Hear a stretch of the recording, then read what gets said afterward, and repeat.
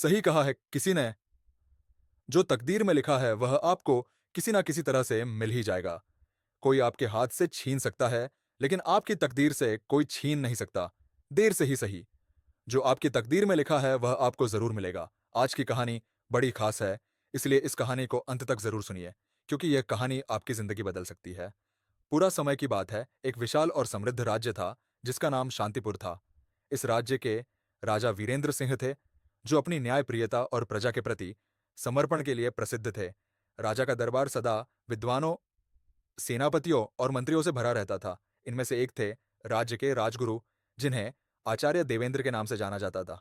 आचार्य देवेंद्र एक विद्वान और तपस्वी व्यक्ति थे, जिनकी गहरी विद्या और ज्योतिष में महारत थी। उन्होंने राज्य को कई बार संकटों से बचाया था, इसलिए राजा और प्रजा दोनों ही उनका बहुत सम्मान करते थे। राजगुरु का एक निजी स्कूल भी था, जो एक शांत नदी के किनारे बसा हुआ था। वे अधिकतर समय वहीं बिताते थे, गांव के बच्चों को पढ़ाते और जीवन के महत्व को सिखाते थे। वे दरबार में केवल विशेष अवसरों पर ही आते थे, और जब भी आते थे सभी कुंग उनकी विद्वत्ता और ज्ञान का आदर करते थे। एक दिन आचार्य देवेंद्र दरबार में पहुंचे। उस दिन राजा वीरेंद्र सिंह को गहरी चिंता में डूबा हुआ देखकर उन्होंने पूछा, महाराज, आपकी चिंता का कारण क्या है? राजा ने गहरी सांस लेते हुए कहा, आचार्य, मेरी बेटी राजकुमारी चंद्रिका अब विवाह योग्य हो गई है। वह बहुत ही गुणी, बुद्धिमान और सुंदरी है, लेकिन अब तक उसके लिए उपयुक्त वर नहीं मिल पाया है। यह सोच सोच कर मैं चिंतित हूं कि उसके लिए सर्वश्रेष्ठ वर कौन हो सकता है। आचार्य देवेंद्र ने गंभीरता से कहा, महाराज, यदि आप अनुमति दें तो मैं राजकुमारी की कुंडली देख सकता हूं। शायद उसमें कुछ संकेत मिले जिससे हम उचित वर का चयन कर सके। राजा ने सहमति दे दी और राजकुमारी की कुंडली आचार्य देवेंद्र के सामने रखी गई। आचार्य ने कुंडली को ध्यान से पढ़ना शुरू किया और धीरे धीरे उनके चेहरे पर गंभीरता छा गई। उनकी भौं तन गई और आंखों में आश्चर्य के भाव आ गए। आचार्य देवेंद्र ने गहरे विचार में डूबते हुए कहा, महाराज, राजकुमारी चंद्रिका की कुंडली अत्यंत विलक्षण है। वह प्रतिभा की धनी है और उसका भाग्य अत्यंत उज्जवल है। उसकी कुंडली में लिखा है कि जिसके साथ भी उसका विवाह होगा, वह व्यक्ति राजा से महाराजा, महाराजा से सम्राट और सम्राट से चक्रवर्ती सम्राट बन जाएगा। उसकी उपस्थिति जिस कुल में भी जाएगी, उस कुल का भाग्य उदय होगा और वह कुल उन्नति के शिखर पर पहुंच जाएगा। राजा वीरेंद्र सिंह यह सुनकर हर्षित हो गए, लेकिन तभी आचार्य देवेंद्र के मन में एक कुटिल विचार आया। उन्होंने सोचा, यदि ऐसा ही है तो क्यों ना मैं ही उससे विवाह कर लूं। मैं भी तो इस महान भाग्य का अधिकारी बन सकता हूं। यदि मैं उससे विवाह कर लूं तो मेरा भी भाग्य उदय होगा और मैं चक्रवर्ती सम्राट बन जाऊं। इस लालच ने आचार्य देवेंद्र के मन पर कब्जा कर लिया और उन्होंने एक योजना बनाई। आचार्य देवेंद्र ने राजा से कहा, महाराज, यद्यपि राजकुमारी का भाग्य अत्यंत उज्जवल है, लेकिन इसमें एक अड़चन है।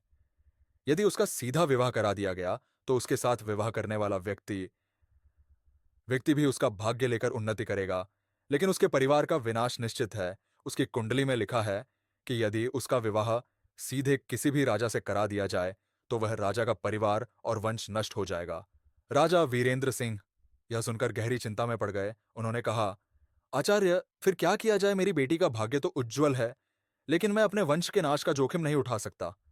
आचार्य देवेंद्र ने अपनी योजना के अनुसार सुझाव दिया, महाराज, एक उपाय है। आप राजकुमारी को एक बड़े से बक्से में बैठाकर उसमें हीरे, जवाहरात और आभूषण भर दीजिए। फिर उस बक्से को नदी की धारा में प्रवाहित कर दीजिए। जहां भी यह बक्सा जाकर ठहरेगा, वहीं उसका विवाह होगा। इस तरह भाग्य का निर्णय स्वयं ईश्वर करेंगे और उसका विवाह उस व्यक्ति से होगा जिसके साथ उसका भाग्य संयोग से बंधा होगा। इस उपाय से ना तो आपका वंश नष्ट होगा और ना ही कोई अनिष्ट होगा। राजा ने सोचा कि आचार्य देवेंद्र का सुझाव समझदारी भरा है।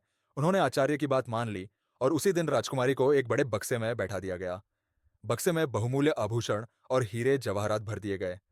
राजकुमारी चंद्रिका ने अपने पिता के आदेश का पालन किया। हालांकि उसका मन उदास था।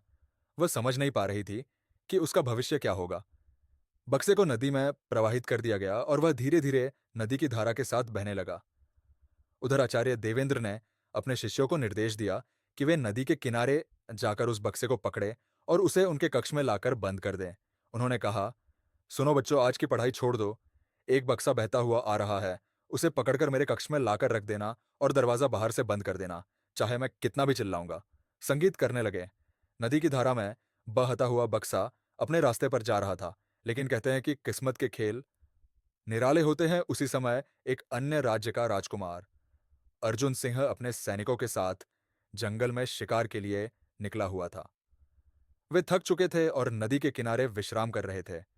राजकुमार अर्जुन ने देखा कि एक बड़ा बक्सा नदी में बहता हुआ आ रहा है। उन्होंने अपने सैनिकों को आदेश दिया, जाओ उस बक्से को पकड़कर लाओ। सैनिकों ने बक्से को नदी से बाहर निकाला और राजकुमार अर्जुन के सामने लाकर रखा।